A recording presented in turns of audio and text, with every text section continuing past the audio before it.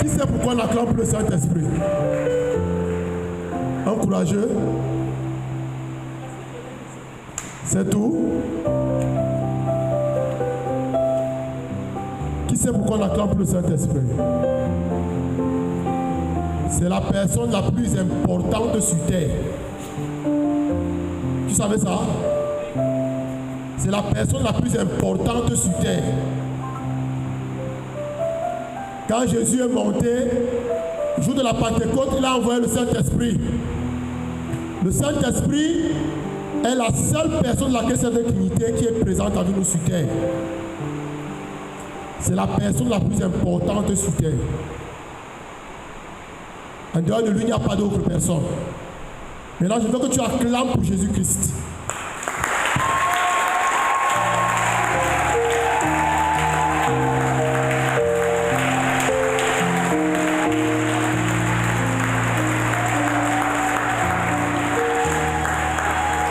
Nous acclamons pour Jésus parce que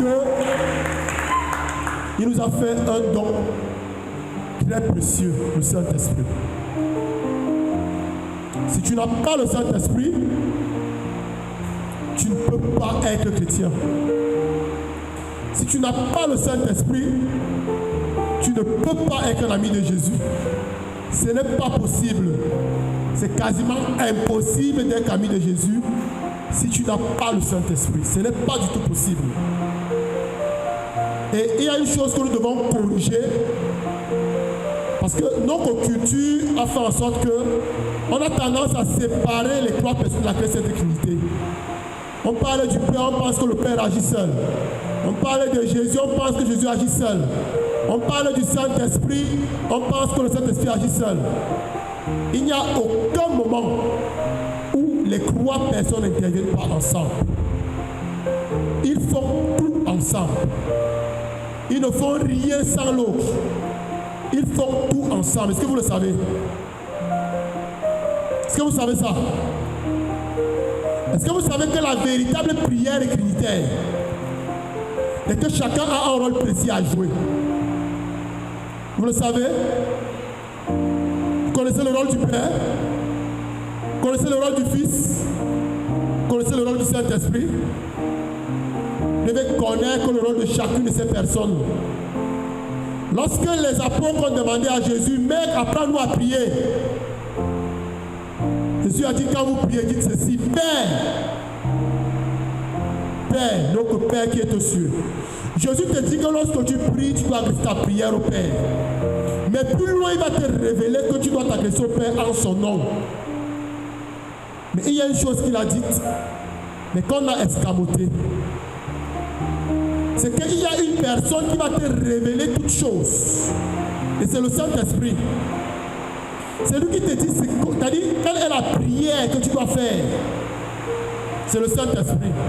Ça veut dire qu'une véritable prière, c'est une prière qui est inspirée par le Saint-Esprit.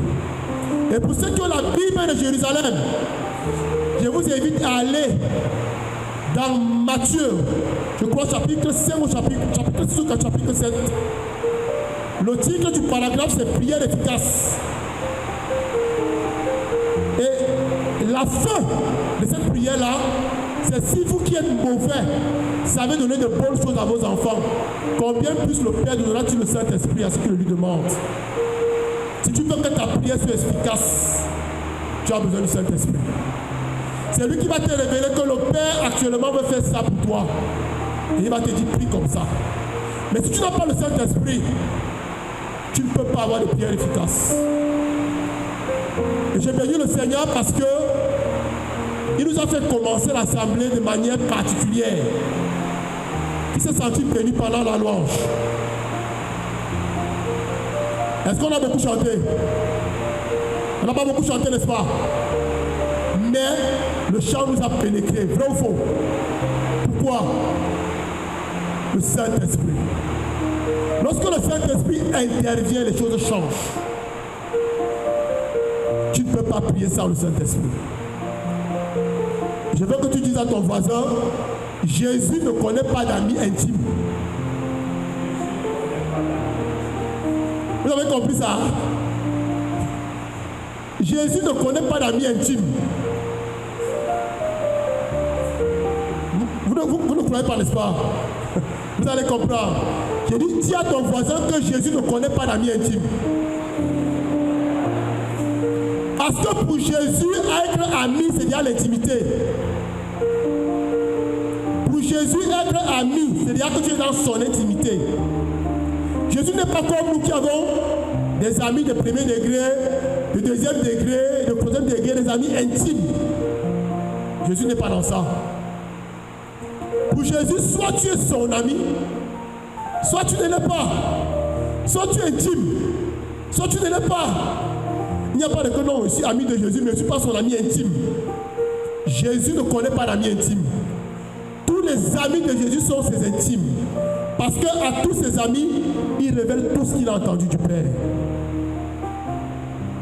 Il révèle tout ce qu'il a entendu du Père. Donc je veux que tu corriges cette mentalité-là. Jésus ne connaît pas l'ami intime. Pour Jésus, être ami, c'est déjà être intime.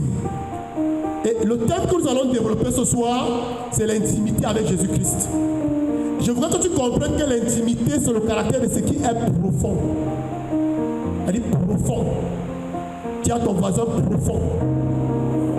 C'est-à-dire, ce qui est caché là, qu'on ne révèle pas à tout le monde là, c'est à ça qu'on révèle aux intimes.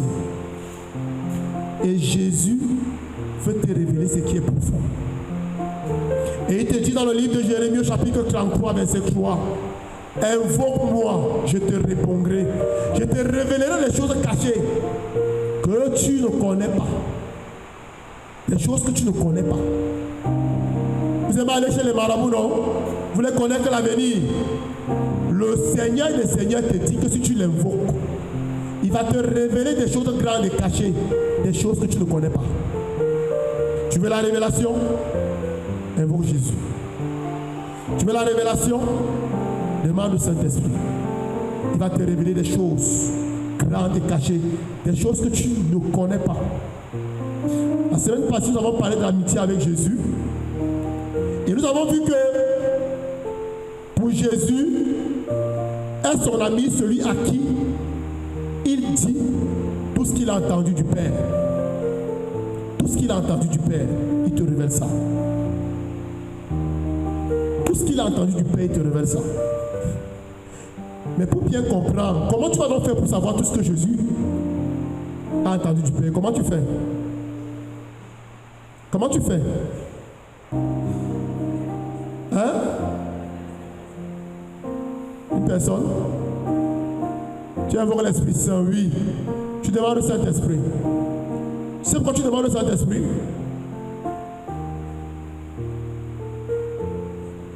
Jésus a dit, il va vous enseigner tout ce que je vous ai appris. Je vous rappelle que quand Jésus parle à ses apôtres, il est à la fin de son ministère. Donc on suppose qu'il est à la fin de l'enseignement. Mais il dit, lui là, il va vous enseigner, il va vous rappeler tout ce que je vous ai appris. Ça veut dire que sans le Saint-Esprit, c'est-à-dire, même si tu lis la Bible tous les jours, tu vas lire, mais tu n'auras pas toute la connaissance de ce que Dieu veut te révéler. Mais le Saint-Esprit est celui-là qui va te révéler ce que Jésus veut te révéler à toi. Tu as besoin du Saint-Esprit pour avoir la connaissance de tout ce que Jésus a entendu de son Père. Sans le Saint-Esprit, tu ne peux pas. Et il y a un passage dans le livre de l'Apocalypse qui est particulier. Jean dit que lorsqu'il a vu Jésus, le Jésus glorieux, il dit, sa voix était comme le bruit des grands eaux. Jean ne comprenait rien. Il ne comprenait pas. Pourtant, il a vécu avec Jésus. Jésus parlait. Il ne comprenait pas. Si le Saint-Esprit ne décode pas le langage, tu ne peux rien comprendre. Quand le Père parle, quand le Fils parle, tu ne vas rien comprendre. Tu entends la voix du Père, la voix du Fils, parce que le Saint-Esprit décode. Et il te dit, voici ce que le Père et le Fils sont en train de dire. Tu as besoin du Saint-Esprit. Tu as besoin du Saint-Esprit. Dis ça à ton voisin. Nous allons partir dans le livre de Corinthiens, 1 Corinthiens, chapitre 2, à partir du verset 16. Nous allons lire, nous allons écouter. 1 Corinthiens 2, à partir du verset 16.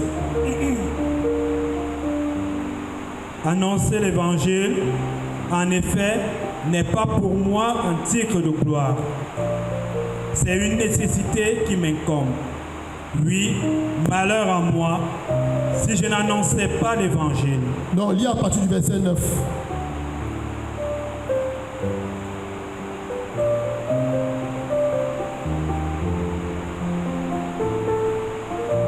C'est bien dans la loi de Moïse qu'il est écrit: tu ne muselleras pas le bœuf qui foule le grain. Dieu se mettrait-il en peine des bœufs? 1 Corinthiens 2. 1 Corinthiens 2. 1 Corinthiens 2, verset 9.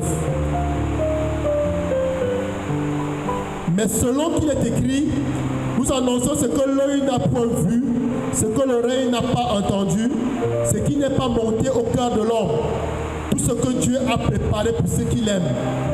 Car c'est à nous que Dieu l'a révélé par l'Esprit. L'Esprit en effet sonde tout jusqu'aux profondeurs de Dieu. Qui donc entre les hommes sait ce qui concerne l'homme, sinon l'Esprit de l'homme qui est en lui. De même, nul ne connaît ce qui concerne Dieu, sinon l'Esprit de Dieu. Nul ne connaît ce qui concerne Dieu, sinon l'Esprit de Dieu. L'Esprit sonde les profondeurs de Dieu. L'Esprit connaît l'intimité de Dieu. Et c'est par le Saint-Esprit que le Seigneur te révèle des choses. Tu veux connaître les secrets de Dieu, les profondeurs de Dieu, tu as besoin du Saint-Esprit. Sans le Saint-Esprit, tu ne peux pas. Tu ne peux pas. Jésus a dit une chose. Nul ne connaît le Fils si ce n'est le Père. Mais nul ne connaît le Père si ce n'est le Fils et celui à qui le Fils veut le révéler. Mais est-ce que tu peux connaître le Fils sans passer par le Père? C'est possible? Mais est-ce que tu peux directement aller au Père sans passer par le Fils? Hein? On peut aller au Père sans passer par le Fils. Je suis le chemin. Nul ne va au Père sans passer par moi. Et il te dit, nul ne connaît le Fils si ce n'est le Père. Et nul ne connaît le Père si ce n'est le Fils. Et celui à qui le Fils veut le révéler. Mais comment tu fais donc pour connaître Jésus? Tu as besoin du Père, non? Mais est-ce que tu peux aller au Père sans passer par le Fils? Il y a un problème, n'est-ce pas? Il y a une inconnue dans l'équation. C'est qui? C'est qui? C'est qui? Le Saint-Esprit. C'est lui l'inconnu. C'est lui qui va te montrer que voici Jésus. C'est lui qui va te connecter à Jésus. S'il ne te connecte pas à Jésus, Jésus ne peut pas se manifester à toi. Et Jésus ne peut pas te dire qui est le Père. Et lorsque Jésus te dit encore qui est le Père, il te le dit par qui? Par le Saint-Esprit. Et le Père te révèle qui est Jésus par qui? Par le Saint-Esprit. Il est la personne clé. Si tu n'as pas le Saint-Esprit, si tu n'es pas son ami, tu peux pas aller loin avec Dieu. Tu ne peux pas. Jésus, lorsqu'il était encore, il a dit à ses apôtres, vous le connaissez parce qu'il est auprès de vous. Cette parole s'adresse aussi à toi aujourd'hui. Le Saint-Esprit est auprès de toi. Il marche avec toi. Il marche à côté de toi. Je ne vais même pas dire il marche avec toi, il marche à côté de toi. Mais est-ce que tu sais qu'il est présent? Qui sait que le Saint-Esprit est présent? Mais est-ce que tu l'invites souvent à marcher avec toi, à faire toi avec toi? Nous avons des temps de prière.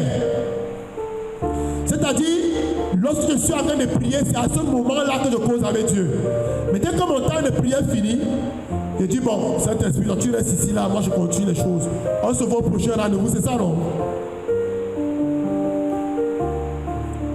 Ce soir, je veux que tu comprennes.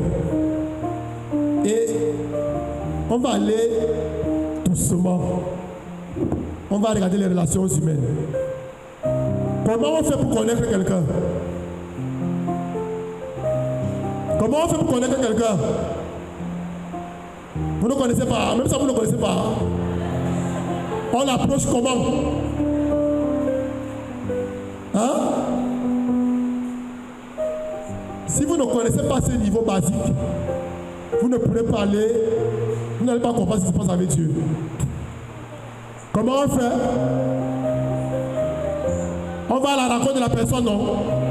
Et on fait quoi?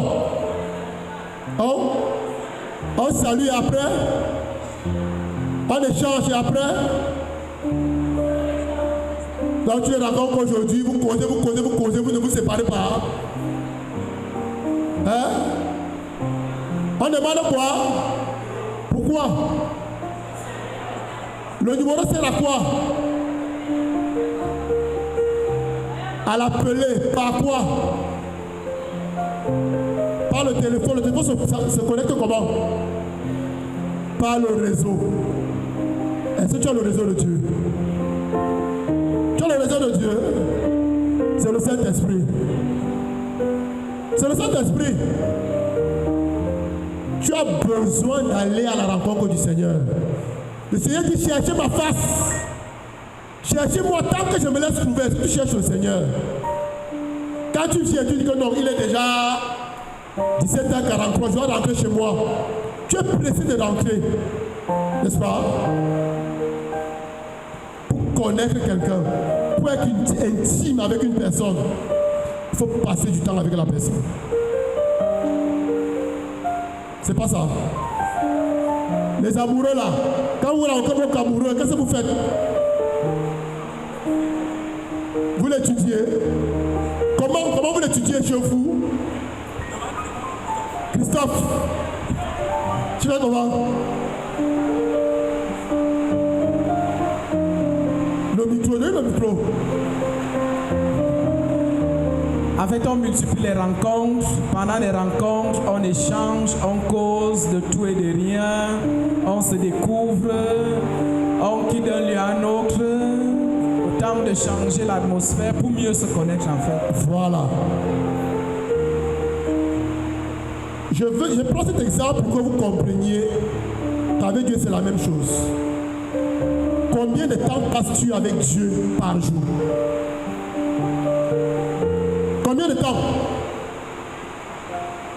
Combien de temps passes-tu avec Dieu par jour?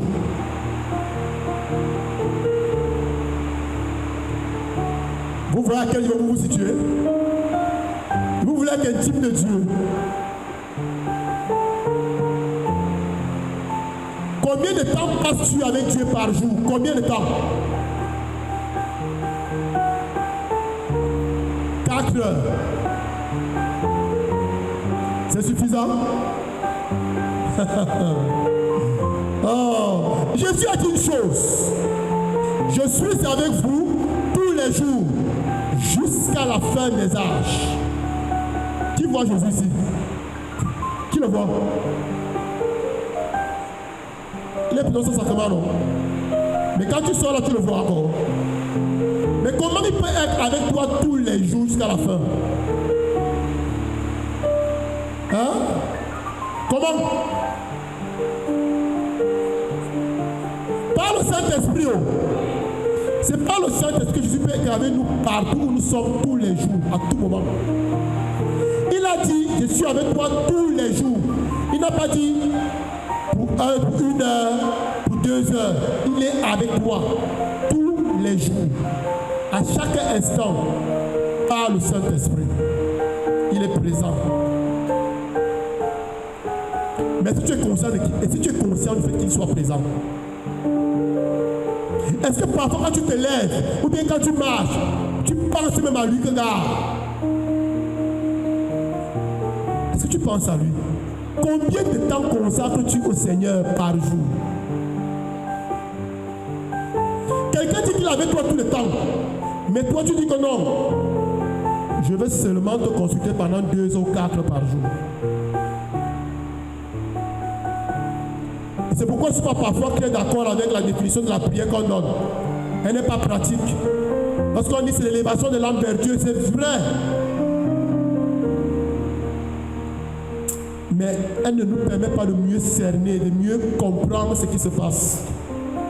Moi, je vais te dire que la prière, c'est la connexion avec Dieu. C'est ça la prière, la connexion.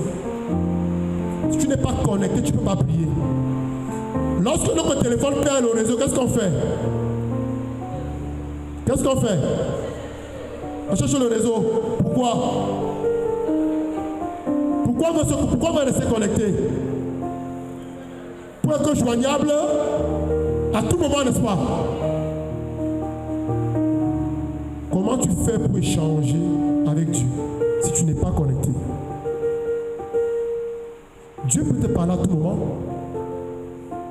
Tu as besoin d'être connecté à Dieu à tout moment. Lorsque tu perds le réseau avec Dieu, qu'est-ce que tu fais?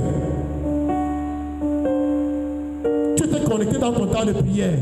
Une fois que ton temps de prière est fini, tu as fait quoi? Tu t'es déconnecté.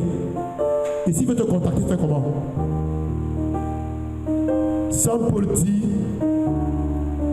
la grâce de Jésus, l'amour de Dieu le Père et la communion du Saint-Esprit. Vous savez ce qui signifie communion? Hein? C'est la communication. S'il n'y a pas la communion du Saint-Esprit, tu ne peux pas recevoir l'amour de Dieu le Père, tu ne peux pas recevoir la grâce de Jésus. Tu ne peux pas. C'est le Saint-Esprit qui est responsable des échanges avec le royaume des cieux.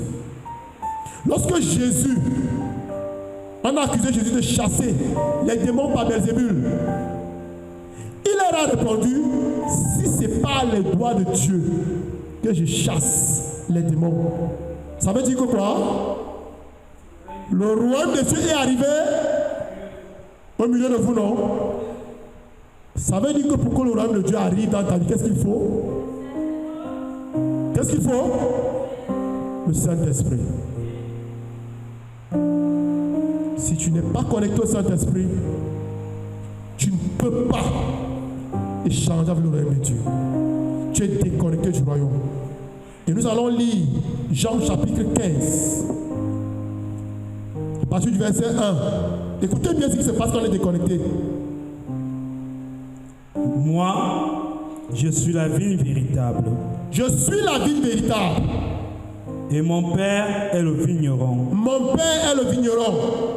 Tout sarment en moi qui ne porte pas de fruits, tout sarment en moi qui ne porte pas de fruits, il l'enlève. Il l'enlève. Et tout sarment qui porte du fruit, et tout sarment qui porte du fruit, il l'émonde. Il l'émonde. Si tu ne portes pas du fruit, qu'est-ce qui se passe? Tu as enlevé. Dis à ton voisin que tu as l'obligation de porter du fruit. Mon frère continue. Pour qu'il porte encore plus de fruits. Déjà, vous êtes purs. Vous êtes purs. Grâce à la parole que je vous ai dit. Grâce à la parole que je vous ai dit. C'est la parole de Dieu qui te rend pur. Et Jésus dit ceci. Si tu gardes ma parole, tu demeures dans mon amour. Est-ce que tu gardes la parole de Dieu? Est-ce que tu la lis même? Est-ce que tu la médites? Dans l'introduction du livre aux Éphésiens, aux Hébreux, on nous dit que dans les 7 ans qui sont les derniers, Dieu nous parle par qui? Il nous parle par qui? Par son Fils qui est... Qui est quoi? Qui est la parole. Est-ce que tu consultes la parole de Dieu? Est-ce que tu prends la peine d'ouvrir ta Bible pour dire Seigneur, aujourd'hui là, je vais te rencontrer, parlons un peu. Mon frère continue. Demeurez en moi. Demeurez en moi. Comme moi en vous. Comme moi en vous. De même que le sarment ne peut de lui-même porter du fruit. Oui. S'il ne demeure pas sur la vigne. Si tu ne demeures pas connecté à Jésus par le Saint-Esprit. Ainsi, vous non plus, si vous ne demeurez pas en moi. Moi, je suis la vigne, vous, les sarments. Vous êtes les sarments. Celui Tout qui, le monde ne comprend pas bien sarment, vous êtes les branches.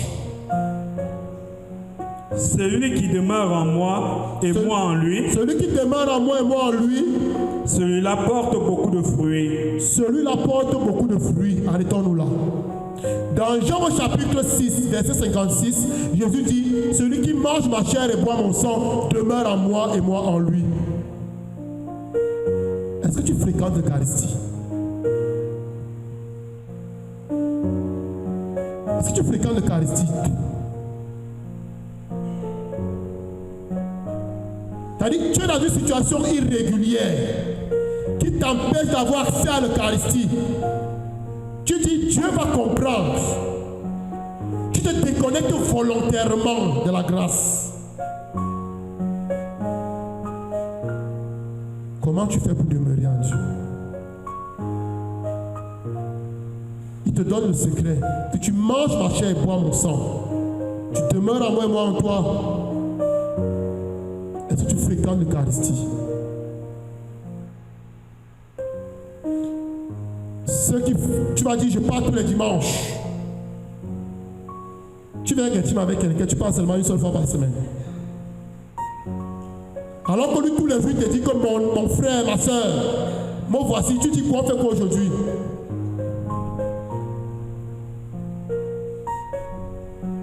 Dis à ton voisin, Jésus va être ton ami.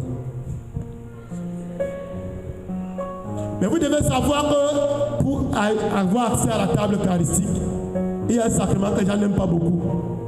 Le sacrement de réconciliation. Ça va ensemble. Et là-bas aussi, tu rencontres le Seigneur. Et tu rencontres le Dieu miséricordieux qui ne te juge pas. Parce que tu peux arriver un jour pendant la célébration eucharistique et ce jour-là, l'évangile est dur. Tu peux avoir peur. Mais lorsque tu vas au sacrement de réconciliation, tu rencontres le Dieu miséricordieux. Tu veux développer une intimité avec Dieu? Fréquente l'Eucharistie, fréquente le sacrement de réconciliation. Mon frère, continue. Car hors de moi, vous ne pouvez rien faire. Hors de moi, vous ne pouvez rien faire. Tant que tu n'es pas connecté là, tu ne peux pas rivaliser avec les hommes forts là. Ils vont te massacrer. Tu as besoin d'un plus fort et c'est le Saint-Esprit. Si quelqu'un ne demeure pas en moi, il est jeté dehors comme le sarment. Il est jeté dehors comme le sarment. On le jette. Et quand on jette dehors, qu'est-ce qu'on fait? Il se dessèche. Il se dessèche.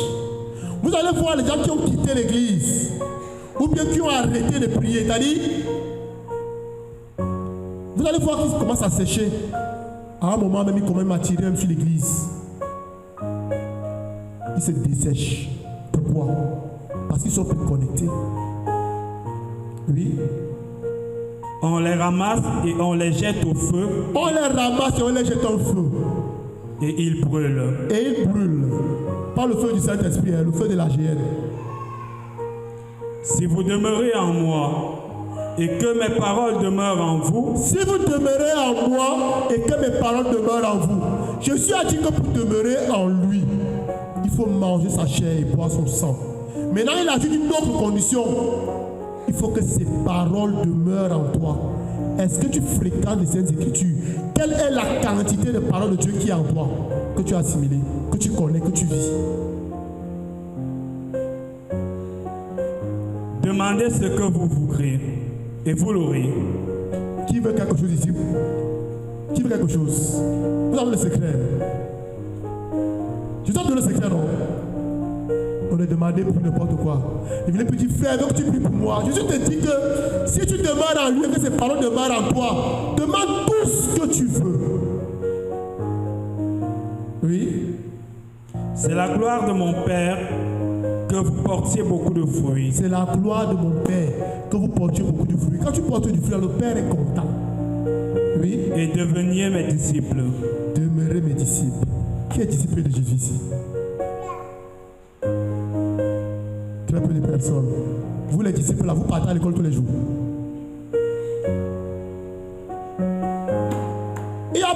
gens qui sont élèves, mais ils font l'école buissonnière. Et beaucoup de chrétiens sont comme ça. Tu es ici, quand tu es inscrit à l'école de Jésus, mais au point ne te voit pas. Sois un bon élève. Dis à ton voisin que sois un bon élève. Continue. Comme le Père m'a aimé, Comme le Père m'a aimé, moi aussi je vous ai aimé. moi aussi je vous ai aimé. Demeurez en mon amour. Demeurez dans mon amour. Si vous gardez mes commandements, Si vous gardez mes commandements, vous demeurez en mon amour. vous demeurez dans mon amour. Si tu ne gardes pas les commandements de Jésus, tu ne demeures pas dans son amour. Et il dit que ces commandements ne sont pas pesants. C'est pas lourd. Son joug est aisé. Son fardeau est léger.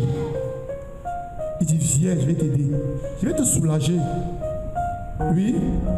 Comme moi j'ai gardé les commandements de mon Père, Il ne et te demande pas de faire quelque chose que lui-même il n'a pas fait. Il dit que lui-même il a gardé les commandements du Père. et je demeure en son amour. Et c'est pour cela qu'il demeure dans l'amour du Père.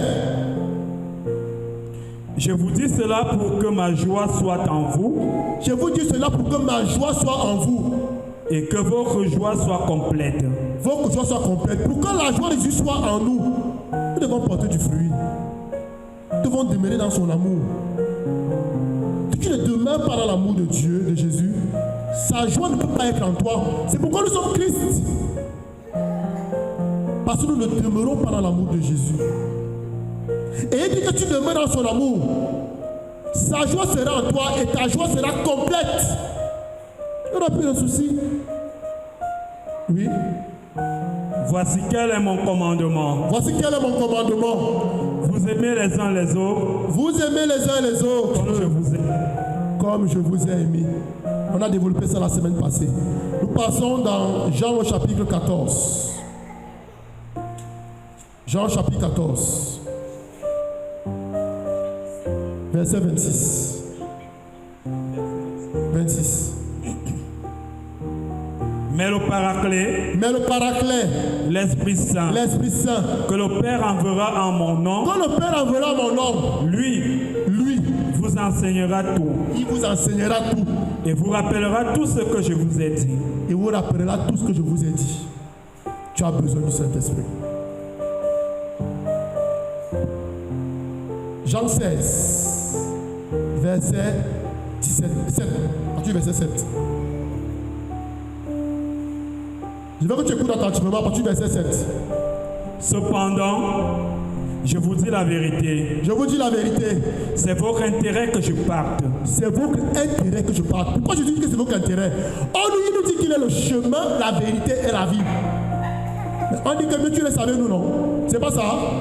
Mais il nous dit que c'est notre intérêt qu'il parle. Pourquoi?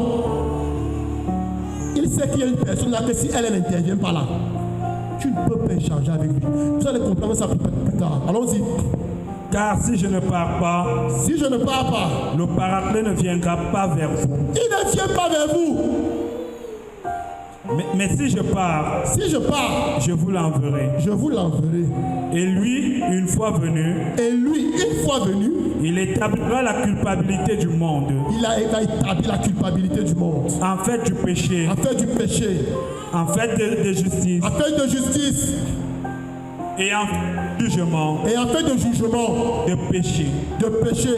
Parce qu'il ne croit pas en moi. De péché parce qu'il ne croit pas en moi. Si tu ne crois pas en Jésus, tu es... C'est le péché. Ne pas dire c'est un péché. Il faut dire ça aux gens. Si tu ne crois pas en Jésus, c'est un péché. Oui. De justice, De justice, parce que je vais vers le Père il va vers le Père. Ça veut dire que tout ce qu'il dit là, c'est la vérité. Et si tu refuses Jésus comme sauveur, tu le verras comme juge. Et ce tribunal-là, personne n'est vainqueur. Personne ne gagne là-bas. Personne ne gagne là-bas. Donc négociez ici en bas. En haut là-bas, personne ne gagne. On y va. et que vous ne me verrez plus. Et quand vous ne me verrez plus De jugement, de jugement, parce que le prince de ce monde est jugé. parce que le prince de ce monde est jugé, Satan est déjà vaincu, les démons sont déjà vaincus. Il n'y a rien à négocier avec eux. Nous combattons dans la victoire. Oui, J'ai encore beaucoup à vous dire. écoutez bien, j'ai encore beaucoup À vous dire. à vous dire, Mais vous ne pouvez pas le porter à mais vous ne présent. pouvez pas le porter. Mais quand il viendra, lui, Mais quand il viendra, lui, l'Esprit de vérité, l'Esprit de vérité, il vous guidera dans la vérité tout entière. il vous guidera dans la vérité tout entière. On s'arrête là. J'ai beaucoup de choses à vous dire, mais vous ne pouvez pas le porter. Mais il y a un gars là, quand lui vient, lui va vous guider dans ça. Comment veux-tu que Jésus te dise tout ce qu'il a entendu du Père sans le Saint-Esprit? Tu ne peux pas porter ça. Tu ne peux pas.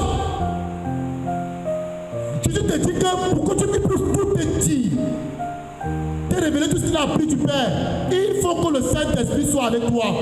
Parce que c'est lui qui va te permettre de porter ça. On continue. Car il ne parlera pas de lui-même, Il ne parlera pas de lui-même, mais ce qu'il entendra, mais ce qu'il entendra, il le dira. il le dira. Et il vous expliquera les choses à venir. Et il vous expliquera les choses à venir. Lui me glorifiera, Il me glorifiera, car c'est de mon bien qu'il le recevra. car c'est de mon bien qu'il recevra. Et il vous l'expliquera. Et il vous l'expliquera. Tout ce qu'a le Père est en moi. Tout ce qu'a le Père est à moi. Voilà pourquoi j'ai dit Voilà pourquoi j'ai dit, que c'est de mon bien qu'il reçoit c'est de mon bien qu'il reçoit. et qu'il vous expliquera. Et il vous expliquera. Comment veux-tu connaître les secrets de Dieu sans le Saint-Esprit? C'est pas possible. Ce n'est pas possible. Tu as besoin du Saint-Esprit. Et il ne vient pas se glorifier. Parce que quand tu pries, tu dis Saint-Esprit, je veux la voiture, je veux ceci.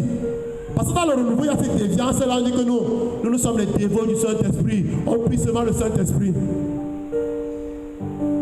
Le Saint-Esprit n'a pas glorifié Jésus. Hein. Il ne vient pas parler de lui. Il ne vient pas parler de lui.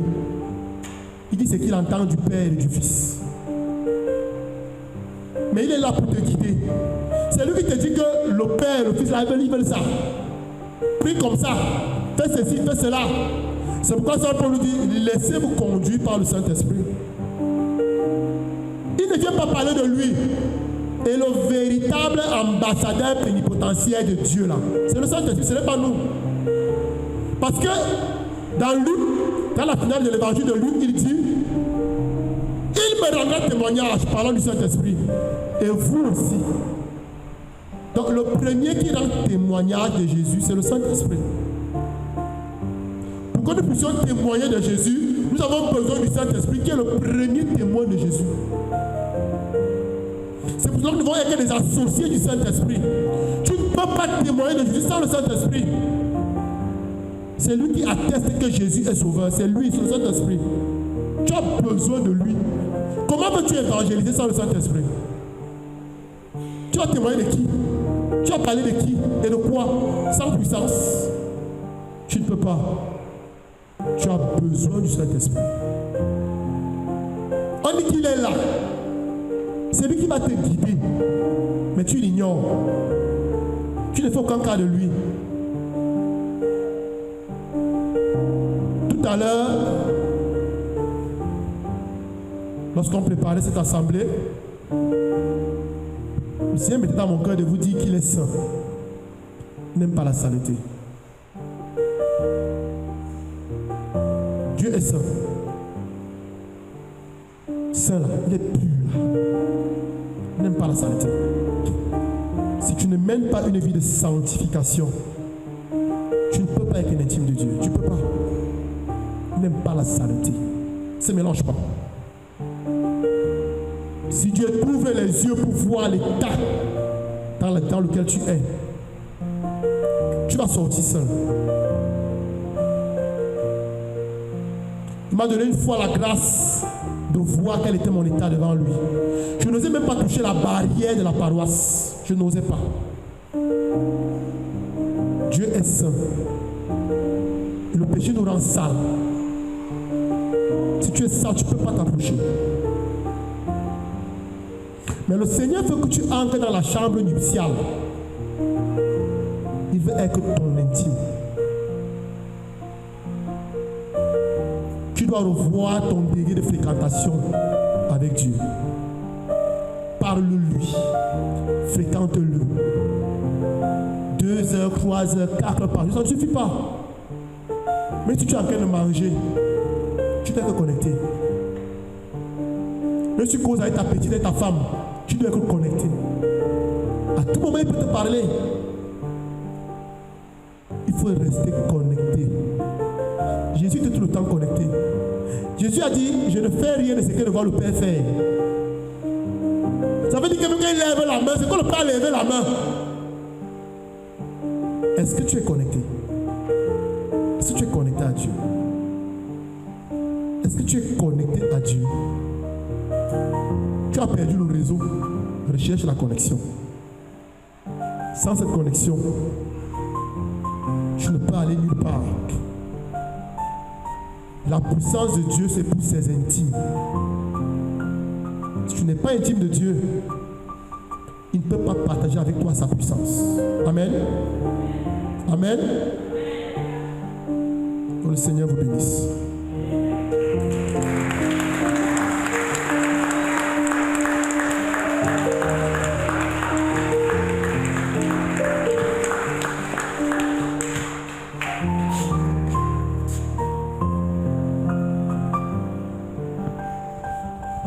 Amen.